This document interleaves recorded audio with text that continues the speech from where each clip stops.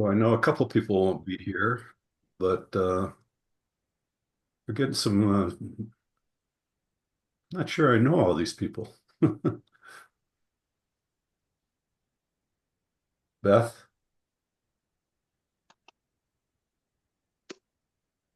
Yes. who was Chris Renberg? Marissa Renberg. I think she's with the county. Oh, Am okay. I correct? Public health, maybe? That's correct. Sorry, I just emailed you because I couldn't find the meeting link. Oh, I'm sorry, Carissa. I was already on here, probably not paying attention. No, you're good. Glad you found it. Welcome. Well, that's good because Kristen couldn't make it. She had an emergency family thing to take care of. And Jenny's on vacation. That's correct. Carissa, are you with their department though? Health and Human Services and Public I Health? am. I am not always, I don't now always have all the updates, but Kristen did send a link or an email with all the updates that we had for the county. Yes, great. We'll let you report it then when we get to there. Thank you. I have it. I If have you're her willing. text, her comments queued up here, ready to go. Let's see. Good to see you, Josh and Chris. You Likewise. too. Hi, everybody. Good morning. Morning. Chris has got his Michigan shirt on. Michigan shirt? Yeah, Wow. like he came out of the woods. I have to look like a geologist, it's Oh, important. okay, great. My dad used to wear that a lot. Mhm. Um, Was he a geologist? No, he was a farm manager, so Okay. and hunter. That was basically Mm. hunting hmm garb that we wore. All right, I think this is a good enough group. You should be. I'm Roger Rayle. I'm chair of CARD and chair of SIRE Residents for Safe Water, and I'm in my 31st year as a citizen volunteer watching over this Gelman 1,4-dioxane contamination. So this meeting is being recorded and will be posted to YouTube shortly after the meeting. And I recommend that you use in your Zoom, use gallery mode so you can see more than one person speaking at a time if you wish. And if you can switch to speaker mode if you want to have a close-up of whoever's speaking. And with that, I guess I'll turn it over to Beth and then Jack later for Beth for the minutes. So let me bring up the minutes. Everybody can see the screen fine, right? Thank you, Roger. And the minutes have been posted with the agenda. Are there any changes or concerns before we vote? Since nobody's got their hand up or speaking up, do I have a motion to approve the minutes from last month? Moved. Thank you. All in favor? Aye. Aye. Anyone opposed? I see nobody, so the minutes are approved. Thank you. And now I'll turn it over.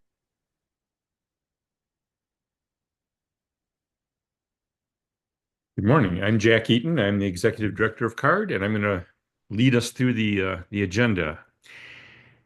Is there any representative here from the EPA? I don't see anybody. Okay, moving right along. Is there anyone here from Debbie Dingell's office? I don't see anybody there either. Yeah, I think they warned us that they were going to be tied up. And Dan's not here, so I'm going to move on to the EGLE updates and turn it over to Chris. Thanks, Jack. Good morning, everyone. There's just a few items I wanted to touch on today. The first one is the marshy area feasibility study. We've completed our review of that. We're working on getting the letter out. That is due back to Gelman next Thursday. We do appreciate CARD's comments on that. The comment about the performance monitoring was particularly salient, and we've definitely incorporated that into our response to them. We'll get you guys a copy of that letter as soon as we issue it to them. I don't want to give away too much, obviously, but I will say that we were, at least in agreement on, the chosen remedy, and, we're looking forward to the implementation of that. We will have a couple of comments for feedback to Gelman, a few other things that we'd like to see, but, that is progressing.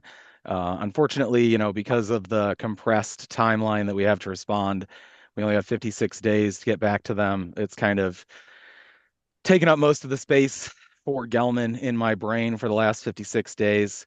Well, I guess we're not quite there yet, but all the same. But then once that is complete, we'll be turning our attention to a couple other things that have been languishing a bit, such as the Western Area GSI and the Municipal Water Hookup Plan.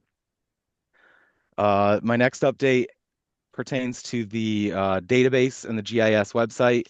I just wanted to let you all know that we are working on that right now. We've got Manic Smith, they're our contractor that sort of handles the bulk updates, and we have mostly got the database updated with the 2023 and 2024 residential sampling data that was kind of outstanding for the last couple of years, but that should all be incorporated into that next iteration of our GIS web app and the database. So that is, getting in there.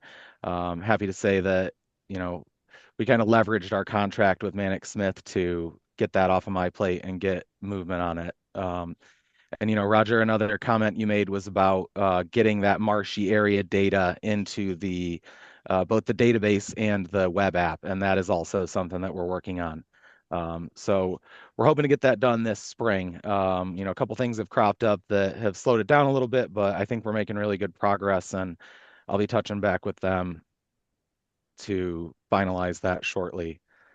And then the last thing that I wanted to touch on, it kind of ties in a few different items having to do with, like, for example, the surface water sampling, the wet basement testing, and the GSI and down gradient testing. So obviously we're working with Gelman on their GSI work plan, which you may recall is the work's going to be delayed until this summer, but for technical reasons, we thought that was appropriate because that'll give us sort of a better picture of the groundwater contributions to the drain system. Then based on that data, we're going to develop a down gradient work plan that's going to address the down gradient concentrations, what's coming down in the groundwater. And with that, we're going to be hopefully getting some more constraints on, what is the shallow groundwater looking like in the area of West Park and the Slauson School. One of the things that I was focused on before we got that marshy area study, I checked back in with Tetra Tech, the city, and the county about the wet basement testing. So for right now, we do recognize that, we're seeing some increasing concentrations in the drain. We're definitely monitoring those. That said, we don't really have any firm evidence that that pathway, either vapor intrusion or the intrusion into wet basements is actively occurring. But like I said, those investigations are going to give us a lot more actionable info on, if we need to take a closer look at any structures. So we are considering that as we move forward with the down gradient investigation that's planned. And unfortunately, I don't have much to say on the last couple items having to do with the MS4. I haven't had a chance to get in touch with WRD, but I would assume that, if we haven't heard anything, they haven't really made much progress. They usually stay in pretty good touch when things do move forward. So that's kind of where EGLE's at. And like I said, as soon as we get that marshy area feasibility study letter out, we'll provide you with a copy of that so you can see how we responded to Gelman on that front. Okay. Thanks. Regarding the feasibility study for the marshy area, how are you going to put in the data for the APS sampling, the one that special probe sampling? When on what I got, I didn't have any dates for when those samples were taken. That's a good question. So as you know, a lot of that was collected as part of that 2017 study that they did sort of in preparation for this. So we'll be working to reconcile, the previous records that we got from 2017 and what we saw in the feasibility study and making sure those mesh up and linking those Okay. together. But it'll probably go in, we'll put the points on the map, we'll have the groundwater tables, and then we'll also probably provide the individual boring logs at each of those locations. That's Okay. my preliminary assessment of how we'll approach that. But So there is a 2017 report, data submittal for those I wouldn't necessarily call it a locations. data submittal. They sort of shared with us their results, but it wasn't like, hey, EGLE, here's this. It was, this is the data that we collected. And they did collect a little bit more in the more recent years. I don't have the date offhand. But like I said, we'll be making sure to reconcile that with what we have to, get all the correct information in the database and on the website. I'd be interested in downloading that from the ride system if it's available there.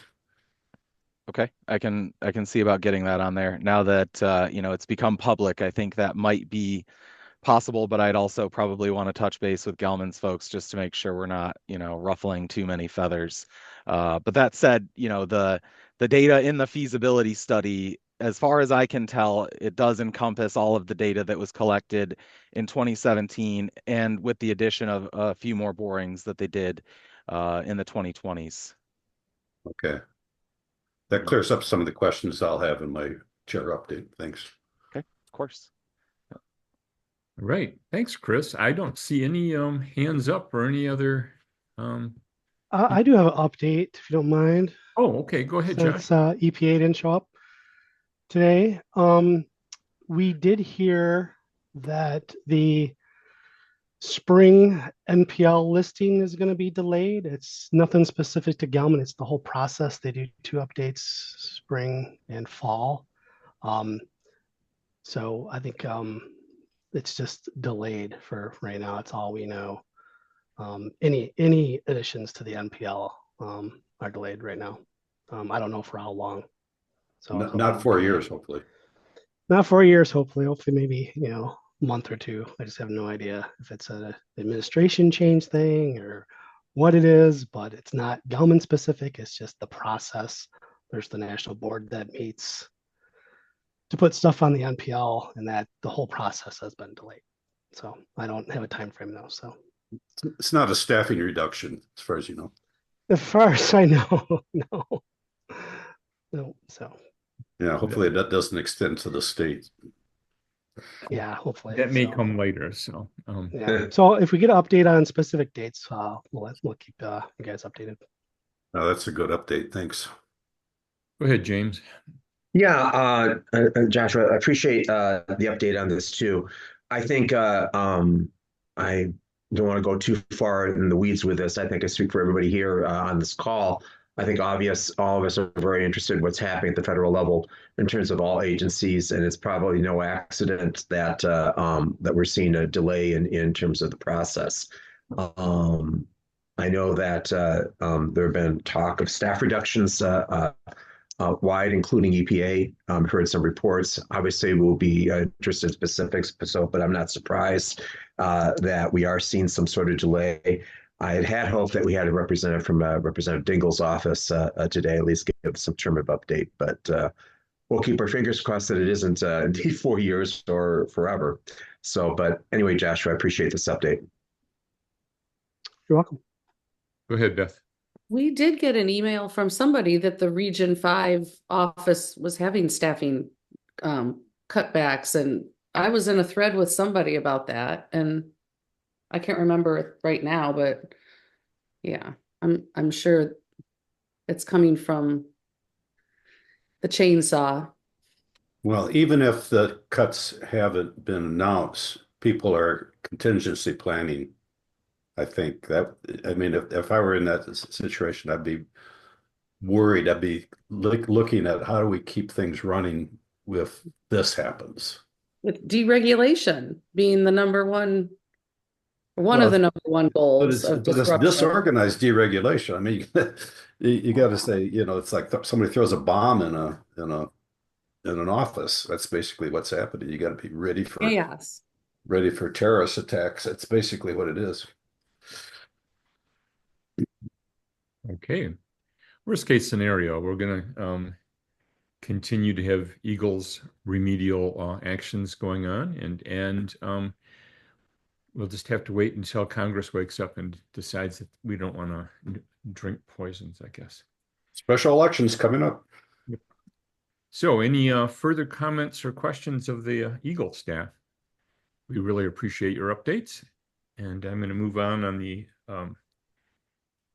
the agenda. Is there a representative from the Washtenaw County? There is, but I'm going to pull up a file here once I find it. Here we go. This is what Kristen sent for an update. So we have somebody from the county here. Krissa, how do you say your first name? It's said Carissa. So yeah, so that's these are the updates from Jenny. This is pretty much all I know so far. We have gone through a recent, as in the first bullet, we have gone through a recent website update, and initially we had some snafu with the links for like PDFs and documents and stuff, but that's been since fixed. But if there is anything else you want added or that might need to be updated or something on the website, just reach out to Jenny with that. And then for June, when we do the 1,4-day oxygen sampling, it looks like we're going to be doing about 125 wells, and then including the ones from Scioto Township detections, and then those will all be resampled. And then Blueberry Lane, I think we did last year, so that's not up for resampling this year. Any questions or comments?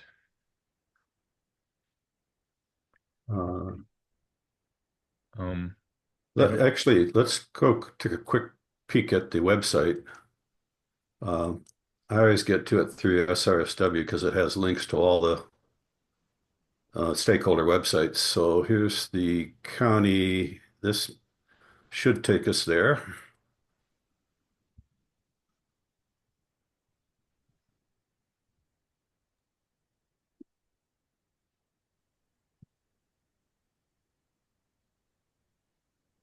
So yeah, it's pretty much the same content, a little different format.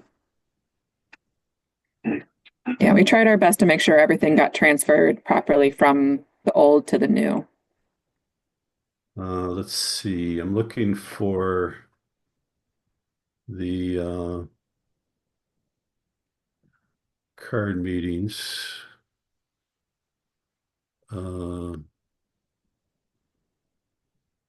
Oh, and yeah, I just wanted to shout out a thank you to Angie and Jenny.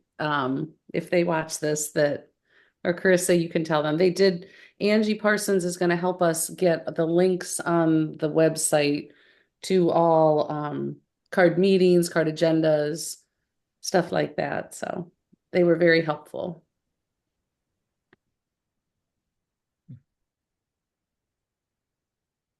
Yeah, you might want to put this directly to this because the meetings, I'm having to click several times to get to the meeting information. Maybe this is it. Yeah, this is the one. This probably should be able to get to this sub page quicker than what I just had to do. Because I suppose they know my way around the system, and I had to click like 4 times to get to this. So that's my immediate feedback. Because here, they have to know when the meetings are going to be and stuff. Speaking of that, one of the things that I'm going to suggest, because the next month's meeting, I'm going to be gone for a week. Either side of the meeting, I'm going to be out of town. And so unless something urgent comes up in the meantime, I'm thinking we maybe need to cancel the April meeting, but we can talk about that later. So I guess this is the link to, well, that's what we're just doing. I don't want to do that again. It's to the Zoom meetings. So Beth, you were saying that we don't have the full schedule on here yet? Is that what you're saying? No, I think it was complete. And each Looking for it. there's a way you can get old agendas as well as current agenda, and she was doing it all though with the IT people. Yeah, before I think it was right on this landing page.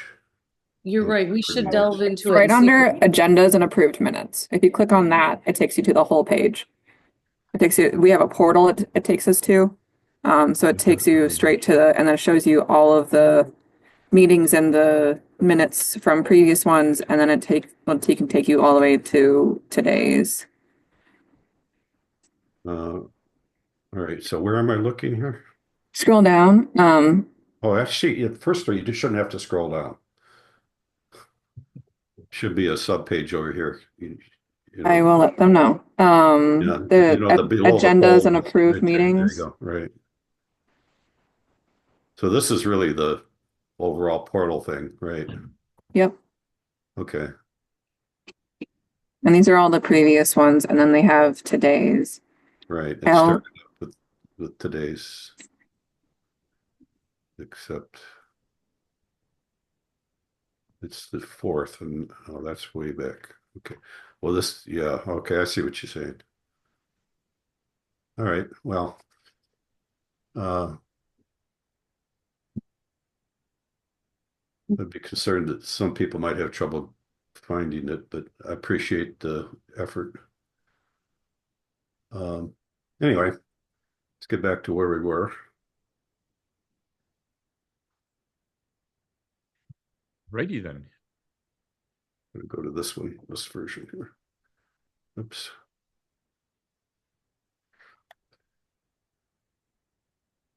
So that's pretty much it for the county. Go ahead, Jack, any questions? I see no hands raised, so I'm going to move along. I understand that there is not a representative here from the township. I don't see a representative from SIO. I thought Kathy was going to be on, but maybe not. I think she said she was going to miss this meeting. Okay. Is there a representative from the city? Seeing none, I'm going to move on to the executive. Oh, I'm here. Sorry. Oh, there she is. Sorry, go ahead, Erin. No major updates. Chris kind of touched on a meeting that we had to discuss shallow groundwater in the West Park area and the city's past studies on wet basement testing. And I also was able to meet with Vince and Rita about their specific concerns about shallow groundwater. So yeah, those are all my updates. Thank you. Erin, I still need to get with you and maybe any other new people that are on the screen to brief you on background that you might not have encountered through your regular staff updates. In particular, when we talk about the near surface groundwater and vapor intrusion in basements, I have some new layers on Google Earth that I could use some. I took some of the mapping from the county, the parcel mapping, and overlaid it so you can see which parcels are more likely to be affected by near surface groundwater, and I want to go over that with you and see if there's anything more that we need to do along those lines to help people understand, where this might be happening and how we're going to monitor for it. Mm-hmm. Yeah, that sounds great. Happy to meet whenever. Just reach out. Yeah, I'm going to find some time this month, hopefully. Okay, sounds good. Thank you. So I wasn't here last month, and I note in the minutes that Erin told us that we have a new public services administrator, and you offered to set up a meeting. Did that meeting take place? With George, with the new administrator and Roger, I've met with him internally to chat about Gelman. But forgive me Yeah, if I forgot if I committed to setting up a meeting with we continue to be members of CARD. to meet with us. Yeah, Jack, you might help coordinate that because that'd be a good thing to do with Alright. the core group, with the administrative card admin and a few people. But I want to have the time for update specifically for any additional Mhm. review that comes up and answer questions and things like that. Alrighty. Thank you. Thank you. Moving on. Dr. LaCruso is not here. Yeah, you missed the update on that. Is that the Yale Superfund research program got cut back drastically with the new administration, and it was talked about last time. Yeah, not surprising, just offensive. So have we done any work on this subcommittee that's listed under executive board? No, Okay. I have no report at this time. And we're still searching for a secretary. Have we heard any volunteers on that yet? Got really quiet. Any other issues under the executive board? Moving on. At this time. But Kathy just joined. Oh, hi, Kathy. You can go back to SIO maybe once she gets connected. Oh, she's trying to join more than once. Okay, here we go.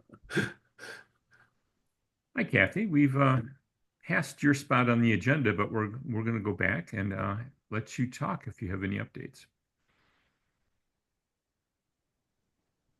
She still might be having trouble connecting because she tried twice. Oh, and she's mute. Oh, there she is. Still muted.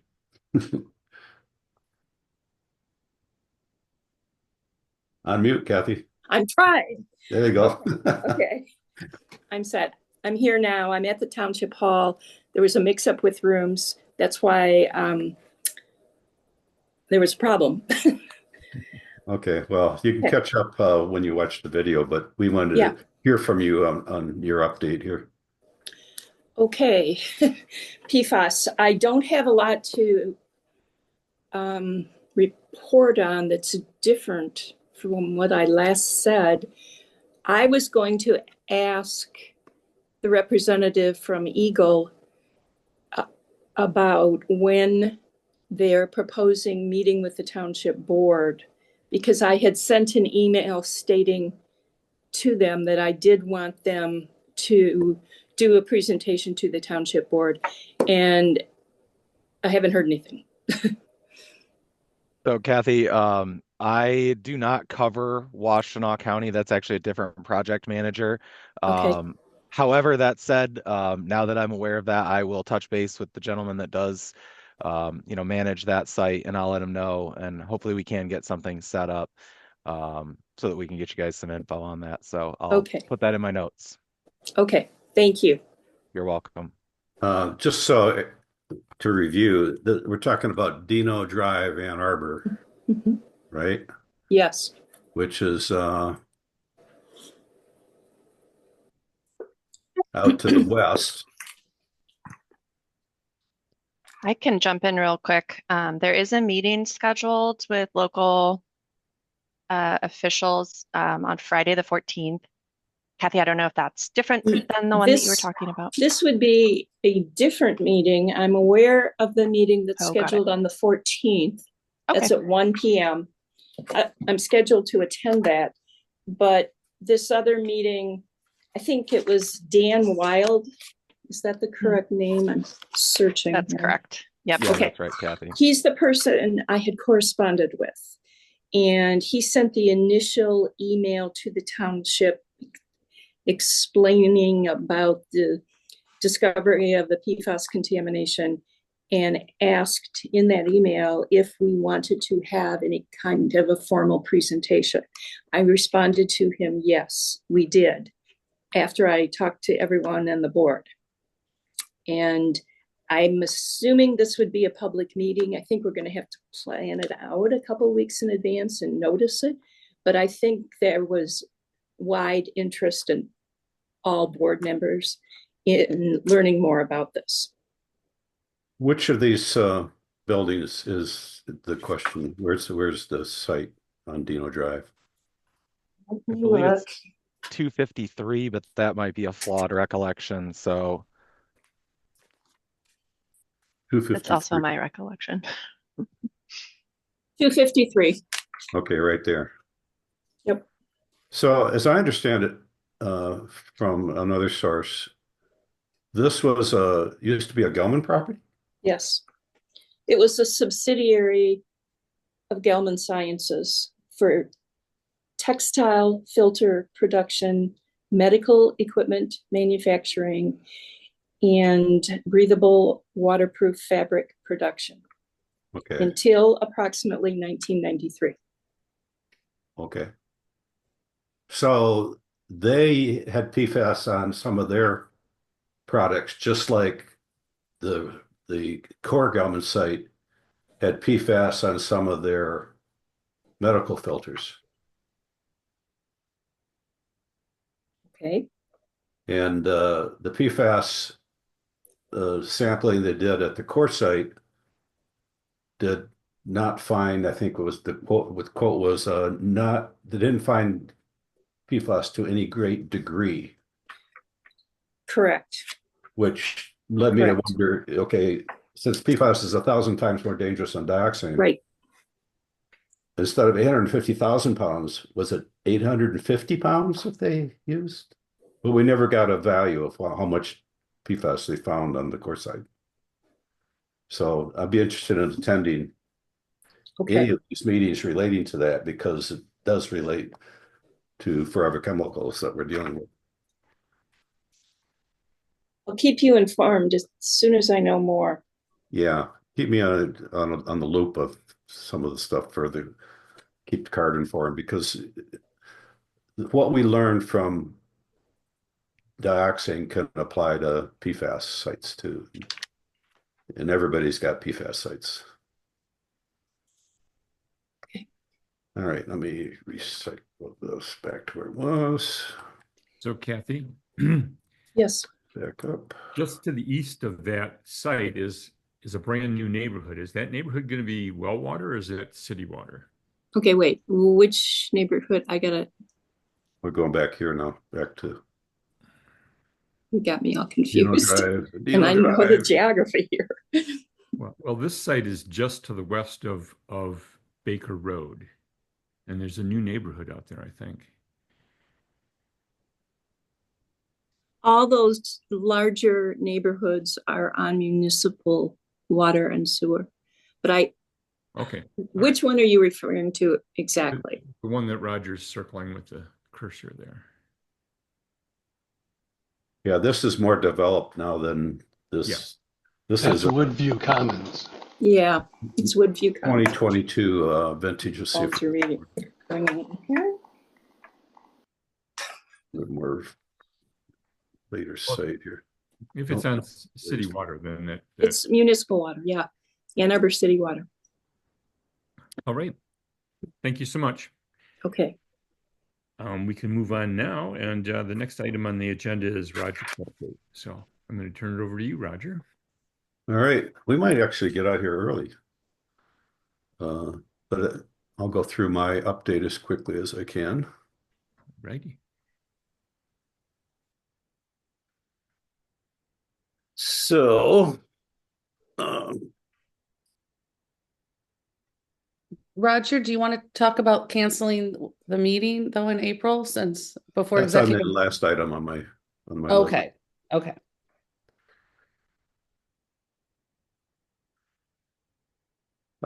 So I'm just going to review in more detail a couple of things I covered last month regarding the marsh area feasibility study. You know, it was the most detailed depiction of the marsh area as ever, and that's good. And we finally got some secret sampling results. Not complete, but then the things that stand out on that was 95,000 parts per billion still found in the soil, and 17,000 parts per billion in the water layers. And of course, those weren't reflected in any recent plume maps prior to getting this report. So, but if we plot those, here's the Tableau Public mashup of all of the sampling that we have for the marshy area through 2021. And if we add to that these latest samples, these highest levels, this is where they would plot. They would plot right at the top. The highest ever readings since 1994, when the earliest samples we have for the marshy area. So there's a spot there, and then in the water itself, 17,000, which you have to go back to 1999 to find something that high. So that's 16 times what the current levels were before these samples were released, 3 times what they were for what's in the water.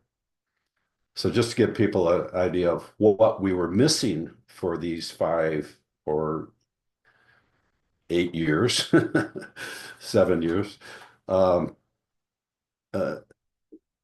we're finally getting sampling of Gelman's dioxin in our soils and waters of the state. We're not getting it in a timely manner, but this is, catch up. And like I just discussed in my comment, we don't know exactly when some of these samples were taken, like the APS samples with that special probe. We think that most of those were done in 2017 now, but we don't have the exact dates on those. So I'm looking forward to getting any reports, any submittals that Gelman sent in of this previously unavailable sampling. So I just want to give people an idea of the scale of the problem still that we have out there, and I still consider this an ongoing crime scene, and we need to have good evidence and timely evidence. And during this 4 or 5 year negotiations for the 4th consent judgment, we weren't getting the timely evidence, and we relied on proxies to do negotiations without having all of the information available. So I hope that that is a lesson for us going forward. Anyway, the proposed solution is good. Fight our remediation, enhanced pump and treat. We might have already seen this started if you look at the Google Earth base map, because you'll see things happening in the marshy area.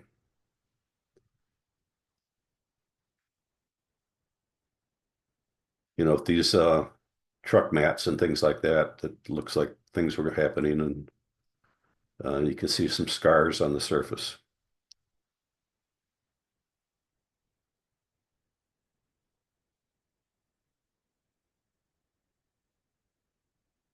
We are missing a couple of boring records, 6 of them to be exact, where these NW SB1 to SB6, we don't know exactly where those locations are.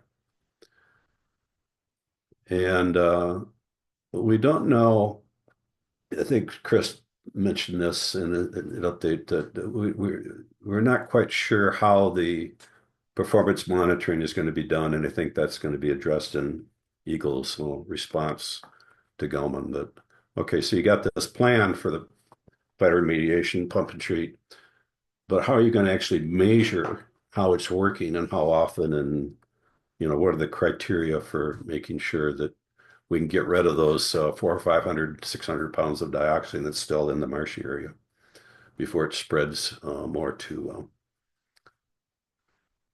other aquifers. So I'm just going to go through to give an overview. These are the plume maps from the feasibility study that shows where dioxide is in the soils and in the deeper units. And comparing this area, this is the marsh area outlined in blue, and these are the different plumes for the different levels that they defined in the marshy area. And just going to compare that with what we had just before this. The most recent one was 2021. This is what Gelman had produced for the plume maps and the extent of the marshy area. So if we overlay those together, you can see, yes, it's pretty much core area is kind of the same, but this feasibility study gives a much better picture of what's really going on. So, we're talking about this area that has the higher concentrations. And again, those are, at these levels. It's a lot more extensive than this, but these are just at these 1,000 and 10,000 levels, which is still pretty high considering that they've just been sitting there. Remember, this happened from runoff from the pond 2, the treatment pond 2. It was overflowing and running off into the marshy area, and we still have like almost 96,000 parts per billion out of the 222,000 parts per billion back when it was first discovered. So it's gone down by a little bit more than half in one particular area, but there's 600 pounds of dioxin doesn't seem like very much, but remember, it only takes a fraction of a pound of dioxin to contaminate all of the water supply. If that amount got into the water supply, that would be a detectable level. And so, we don't know for sure if it might be a pretty good estimate, 400 to 600 pounds, but it's important to have the data. It's important to have the evidence. And we finally got that, and then we can go forward. Okay, so here's the treatment areas for phytoremediation, which is planting trees and letting the trees do their thing to destroy dioxin in place. And it expirates through the leaves, and then that gets destroyed by Mother Nature, the oxygen and sunlight. And of course, they're going to do some injection, ICSO. I can't remember what that stands for, but you can read the report and find out, where they're going to inject things into the soils to help probably some bacteria and food for the bacteria and oxygen. Hey, Roger, can I just make a quick correction here? So the, excuse me, the ISCO, that stands for in situ chemical oxidation. Okay. So there were basically two different remedies that they compared. They compared the phytoremediation with more pumping and treating, and then the other alternative was the ISCO, the in situ chemical oxidation, and excavation. But that remedy was basically discounted because of the sort of technical feasibility, the challenges surrounding permitting. So they do not plan to do the in Okay, situ so chemical oxidation. this one That is not was doing. Okay, thanks for correct. clarifying that. That was my mistake. No problem. Just wanted to So make this sure is that, the phytoremediation is going to be their primary way, along with the pump and treat. Is that right? sorry, yes, that's correct. Right. All right, and they're also going to. I'll cover. I got another slide later. There's another thing that will be happening, that has been happening all along. But anyway, I remind people how we discovered that there was some need for there's something going on, uh, some data that was being collected that we didn't have back in 2017-ish area, because I saw these kind of truck mats that were appearing on Google Earth base layer and started asking about it during card meetings. And the answer came back, well, that's part of the negotiations that's covered under the confidentiality agreement regarding the negotiations for the fourth consent judgment that went on for several years. So for several years, we didn't have access to that data. And that's why we're only getting it now. And that to me is data is evidence. And to hide evidence of a carcinogen in our waters of the state for that long, that shouldn't be happening just because of somebody confidentiality agreement. That shouldn't. That's just ignoring the evidence, letting things happen for a few years before it gets out. And I hope we can get away from that kind of attitude. Anyway, I was able to find these locations a few years later through the Rockworks data. I think it was about vintage 2022. And they had these names with SB and then a letter for all these locations. And it turns out that those locations match up perfectly, almost perfectly, with the SB numbered locations that were actually used in the feasibility study. So we actually had the location data, we just didn't have any more information about it. We didn't have the well logs, we didn't have what the dioxine results were or anything like that. But at least we had the location. And they all matched up except for one. You notice there's one here that didn't match up. And that's because that was over here by building 1.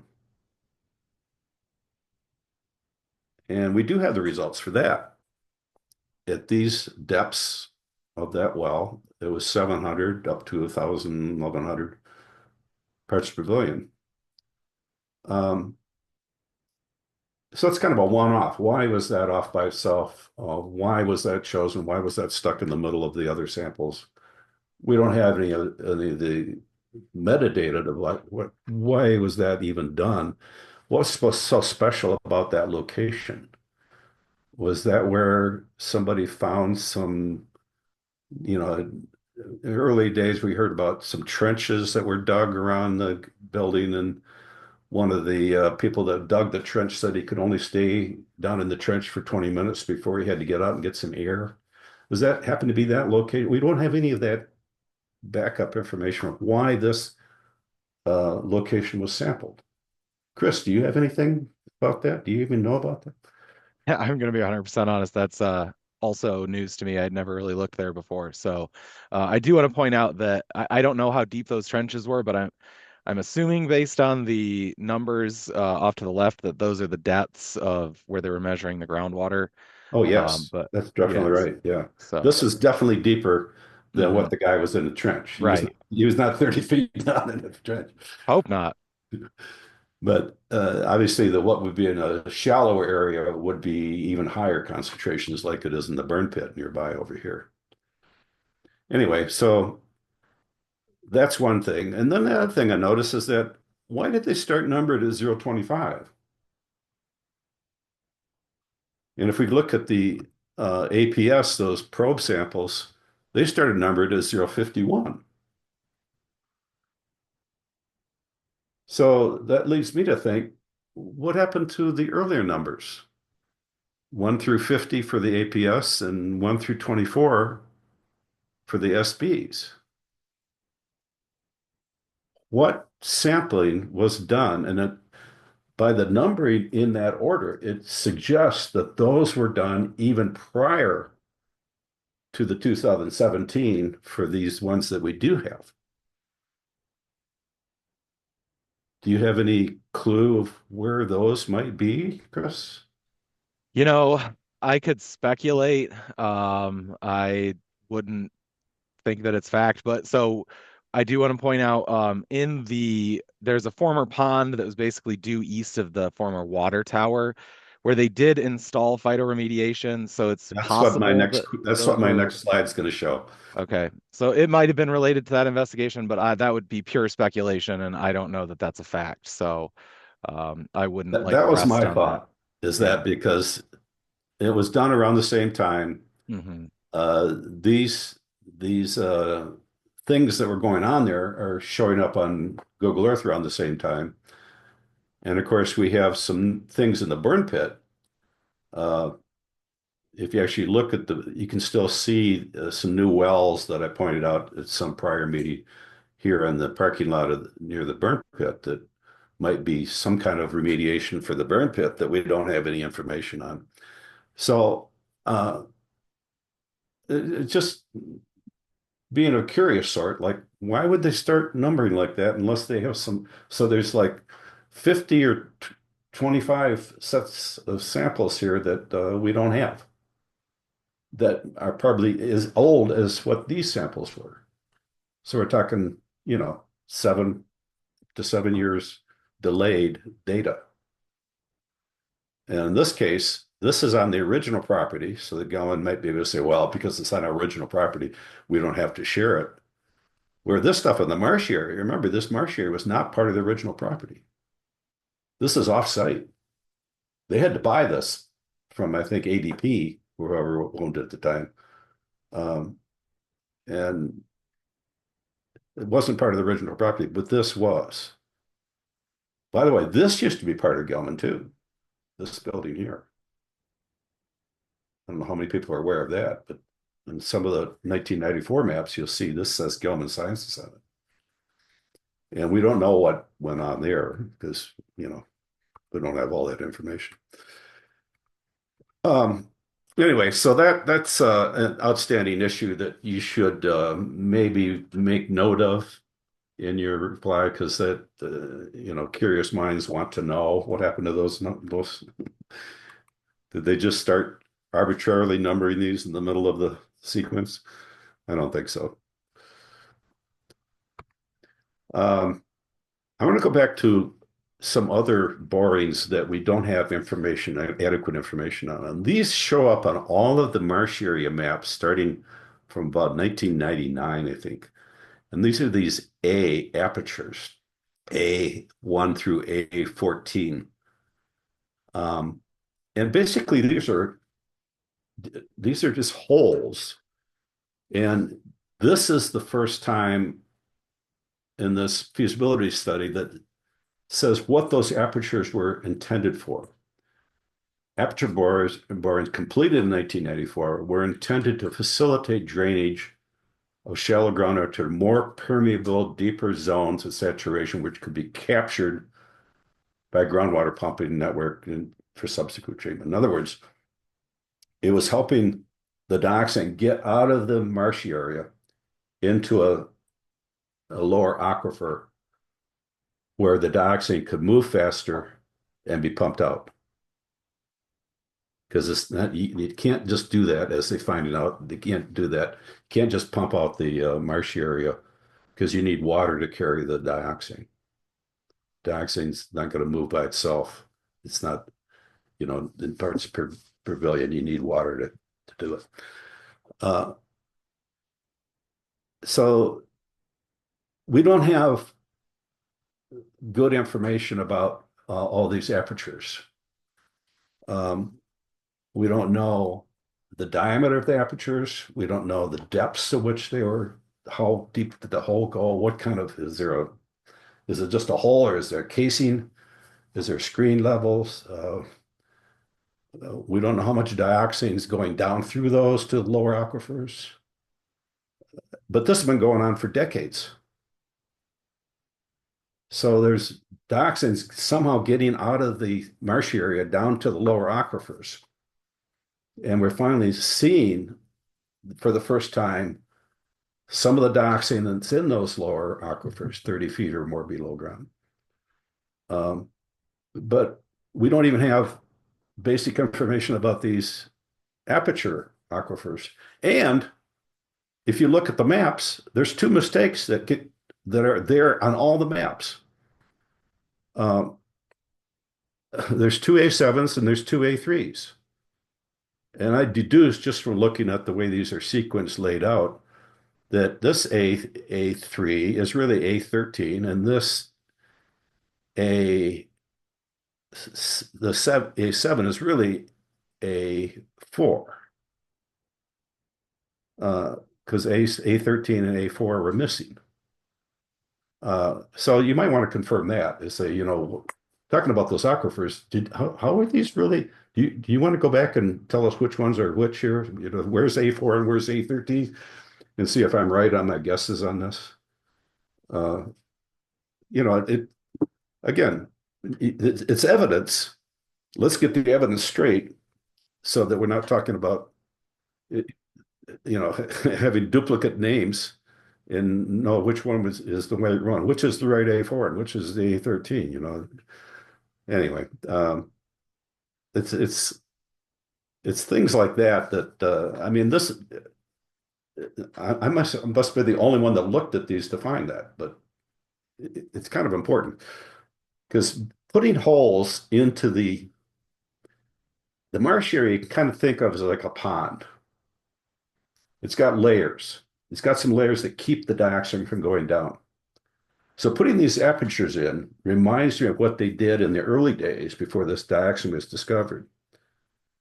In their treatment pond 2, when it was overflowing, so they dug out the bottom of the pond to help it seep into the ground, help dioxin seep into the ground faster. And that's what I see these apertures as, because it's uncontrolled seepage. And it's been going on for decades. And I don't think, even though it was a marsh area, I don't think they had any permits, I don't think they had, maybe there weren't any permits required back in those days, but it happened. And let's get some information about these apertures. And it seems like they might want to have more apertures. And I hope they have more information about apertures before they go ahead and do it this time, so somebody can actually look at it and say, well, I don't know if that's a good idea in that particular location, to put 96,000 parts per billion down into a lower aquifer that we're not really capturing all of yet. It seems like just continuing the same old problem. But anyway, that's just me looking at the data and wondering. A couple more slides. This is relating to having access to the ride system, and thank you for helping me get started on that, Chris. And also talked with David at the ride system guy. And we've been working through some ways to get the ride data down more quickly and thoroughly with all the metadata that goes with it, like, not just the name of the file, but when it was dated and what it relates to and all that. So I'm working through on that. But here's what I found. I found the earliest plume maps. And it's basically this background layer here that was hand-drawn with cross-hatching. And this first plume was from February of '86. This is what the dioxide looked like back then. And then by May, they had to expand it to this. Not that it expanded that quickly, but they finally had data that took it out to that. So it's interesting that by an outside consultant, this is what the earliest plume maps that I've been able to find. I also found some cross sections that we didn't have before. I think one of them is in '86. There's a map, but we don't have the cross section diagrams that go with it. And then there's an '88 one that we have a cross section map for, but we don't have the cross sections. And so I'm trying to track those down. And some of it is, conversely, I should say, there's a pair of cross sections, AA and BB from '87, I think it is. We have the cross sections, but not the map. So I'm hoping to flush out my cross-section mashups with those once we get those completed. And that pretty much covers it. I hit some other images, but I won't bother going through all that. Since I'll be away for the weeks around April 7th, I propose, assuming there's no compelling new developments, I propose we cancel the April 7th card meeting. We can wait to cancel it, but I want people to weigh in on that and before we finish here. Before you move on to that, James has had his hand up for a couple of minutes here. Go ahead, James. Thanks, Jack. And Roger, regarding the marshy pit, you indicated earlier that that there are tree plantings happening there to capture the toxins that are there. How long has this process been going on, and what is its effectiveness in terms of in terms of removing the dioxane? This is the first I've heard of this technique being used for this. Well, it's maybe Chris can speak to it better than I can, but basically they're planting trees, but they're not just planting them on the surface. Some of these are planted in apertures, if you will, so that the tree roots can get down to a deeper layer. Because tree roots won't necessarily grow that deep, but if you plant them deeper, of course, then they'll be there. So that's the difference I see between what they're planning on doing in the marshy area and what they did here in the former pond 1 and 2. So they are basically the same. These are already there. These are tree plantings that are already there. That's right. Yeah. So the phytoremediation, the ones on the up on the hill there, I think those were installed 2022 is my recollection, but it's a little fuzzy for me. It was sometime shortly after I started at EGLE. Right. But yeah, you're correct. So they're basically planted inside what are called tree wells, right? So they, case, they're pretty big. I think it might be up to like a 4-foot diameter. And then they drill that well basically down to the zone that they're trying to target for removal. And then they plant the tree in there, and then the well helps basically the roots go down into that specific zone to target the removal. And then there's a couple of mechanisms of action that those tree wells provide. They can depress some of the water surface, right? So the water is in contact with the soil that still has some dioxane in it. When you take the water out of that zone, you basically are not getting dioxane, partitioning into the water phase from the soils. That's one of the mechanisms of action. The dioxane becomes incorporated into the tree tissues, but then also it's not, going into the further aquifer system.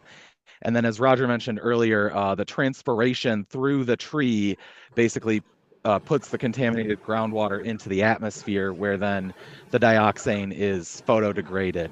I have a fledgling understanding of, the phytoremediation system. I'm learning more every day, but I think it's sort of an emerging but very effective method of treatment because it sort of has multiple mechanisms of action. So we're hopeful that it will do some good work here in the marshy area.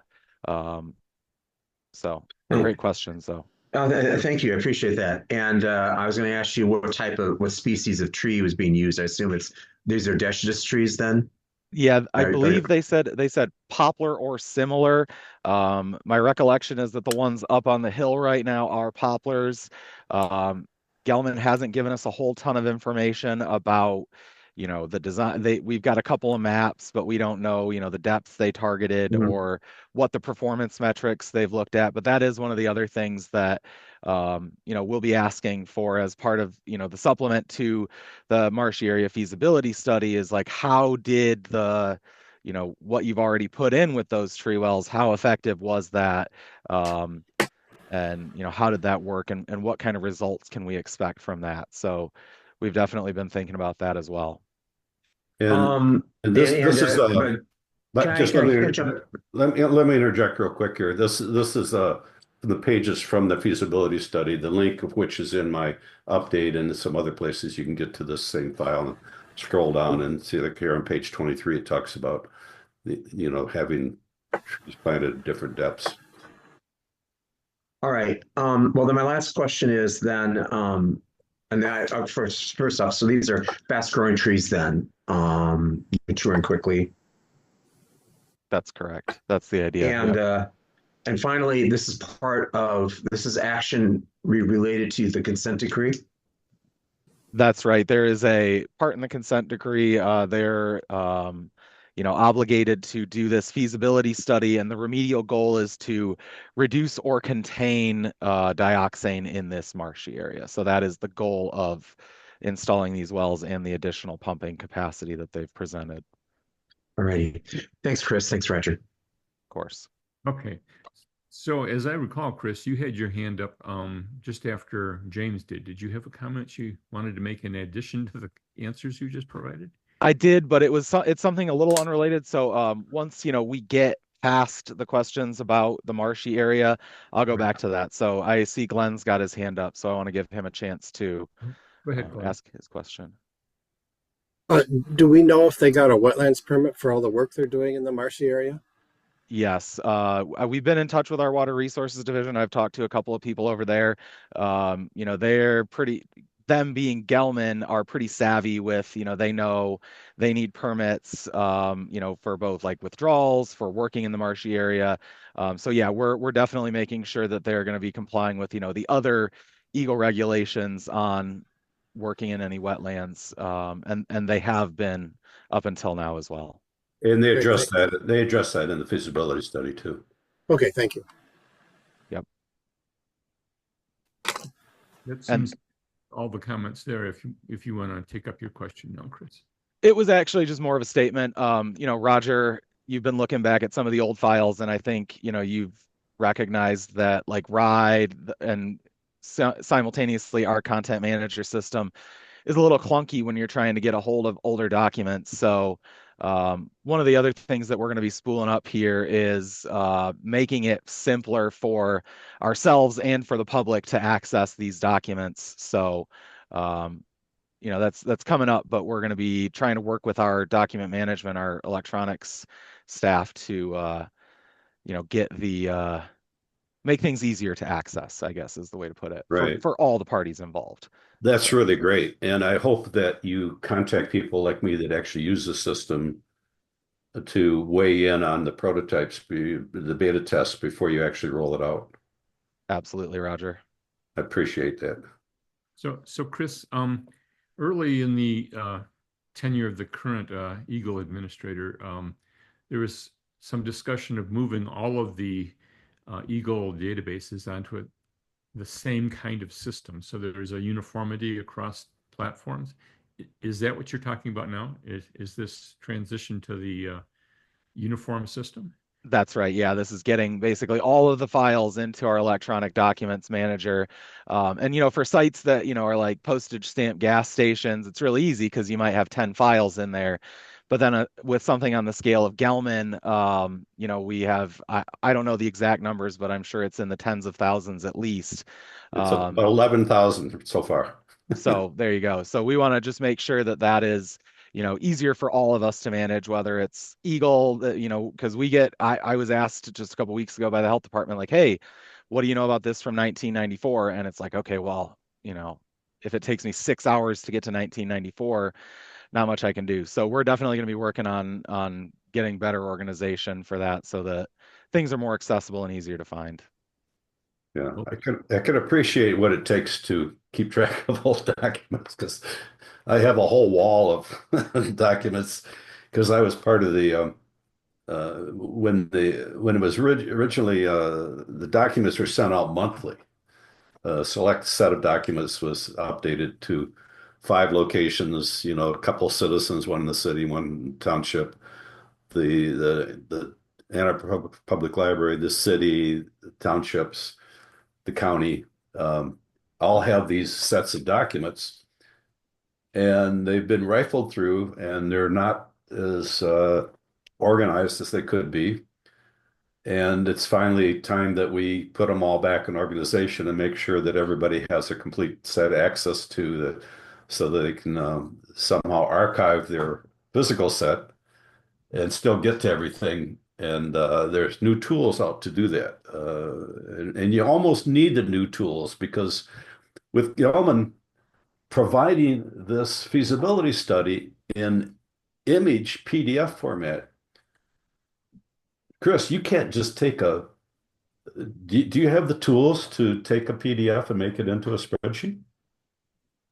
I'm sure I could, but Well, I not did like that for you. readily at hand. Yeah, well, I thank did you. that for you. So you can use my because I do have the tools for that. And it's an extra step that took hours to do. It was unnecessary. Image PDFs for me is a step up from paper copies. You have electronic copy, great, so you don't have to paper. But Right. you still have to do a lot of hand work, as it were, with computer help to make the data usable. Hmm. You're And absolutely right. and that should just be a no-no in this age. We're in a new century. Uh, as Tim Berners-Lee talked about in his February 2009 TED Talk, we want raw data now, so we can actually use the data without having to mess with it all like this. Um, and I hope the powers that be require text PDFs, data PDFs instead of just image PDFs going forward. Somebody can make an image PDF out of those, if they want to do it for archive, but not for analysis purposes. It's important that we have the data, we have the evidence in usable fashion, so we can make correct decisions. Otherwise, we don't know what's happening out there. You know, we're hoping. We're a lot of hope, but data makes a difference. So that's my rant for today. Alrighty, I think that we've exhausted that topic. So if you want to return to the subject of the April meeting, go ahead, Roger. Well, how do people feel about that so far? I'm fine. I was looking ahead to July 1st, falls on a Tuesday right before the 4th. I'm not sure about that month, but that's still so far away. And that's still a monthly meeting. That's not Yeah. a quarterly meeting. Right. I think that as new developments come up, it'd be nice if we have a meeting before EGLE has to respond to some document, and so we can weigh in on it like we've done last month and again this month. But if it's just kind of routine stuff that we can take care of through emails and sharing on card cord list and things like that, um, I'm fine with kind of gravitating toward quarterly meetings and being better prepared for quarterly meetings. We may even have to cancel and reschedule quarterly meetings from time to time because of the way the dates fall. But as long as we're organized, as long as we stay organized, and part of organization is having people as backups, and all of us need backups, some permanent backups, because we're not all going to be around as long as the dioxane's around. So we need to beat the bushes. And one of the things I want to do this spring, if anybody wants to help me, is talk to the neighbors over here in Scioto who are affected by this and see if we can, maybe some of them want to help by getting involved because it's in their water. And I'm a little reluctant to be the one to first reach out because I think as we found in the past, grassroots people, the reason we're as far as we are on this, with all the data and with all the organization, with all the meetings and all the coordination with CARD and all that, is because of the grassroots efforts of early people, even before I got involved. And Beth, I think you were continuing a good example of that, of what grassroots support can mean for organization and for problem solving. And same with you, James. I think that's that.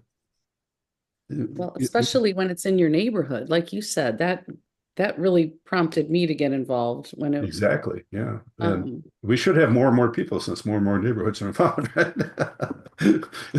Sorry. Okay. James, you have a question? Yeah.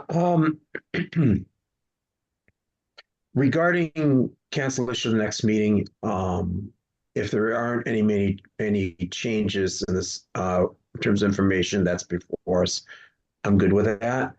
However, I really think this X factor that's happening out there is the whole what happens with the NPL process. I think things are in an enormous state of flux right now in terms of the whole issue, how this new administration is working at doing to the federal government as a whole. I could think it's something that we need to be informed about. It could very well be we need to meet prior to May. I would recommend keeping the date open as a result. Doesn't mean we should meet on the 2nd, but it does mean we should keep the date open. My view, my 2 cents. I'm actually going to be in California, so that will be a 4 o'clock meeting for me. Is that right? No, 3 o'clock. 3 o'clock meeting. 6 p.m. to 8 p.m., right? So I could start a meeting on Zoom and maybe check in from time to time. If and the rest of the core group can handle the meeting. So we could just leave it like that, then James, then that would, and then I think it very well be that there may not be any new information, but it's just something we need to think about in the back of our mind. and well, if we know like a week ahead of time, I think that's enough to I don't know Sure. about that. I think we need to decide now if we're going to have it or not. We can communicate in other ways if other stuff comes up. But 2 weeks before isn't a week before I'm giving a notice. We have to let the website know. We have to. Well, maybe we need to query the people that actually attend meetings and see what they think. So I'm going to suggest that if the federal government does something expectedly horrible, that we can actually communicate that by an email. We don't have to hold a meeting. The meeting won't change what this administration is going to do to us. I think it's going to be slower moving than that, but there will be some horrible cutbacks in all of the departments, and we can monitor that. But whether we have a April meeting or not won't change that outcome. And we have a pretty extensive email list that we can communicate with members to let them know what is going on in Washington or in Chicago. Yeah, there's a way we could set up like a chat so that a particular topic could be discussed. But over I a don't period mind of days. keeping the meeting on the schedule and doing it, like you said, if you can start it, Roger, but I think if we're going to cancel it, we need to cancel it today so that we have time to change the website and get notice out and so if it was clear, within the next week or. How about we add the word tentative to the schedule?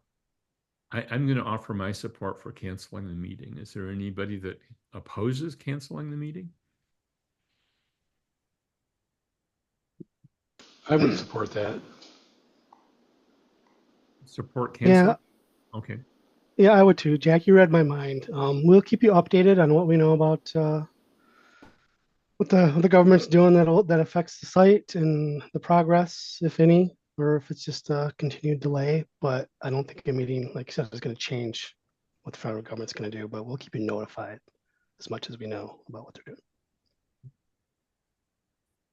Okay. Any other thoughts on canceling the meeting? Does this take a vote or something? We never have voted before on these kind of things. We can. Well, but then that would have to be the male group, the people that are eligible to vote. I think I could do that. I think this is an administrative. It's a pain in the butt. I think this is an administrative committee decision, and I don't think we have a quorum. Oh, okay. Maybe we do. Well, then I blew that.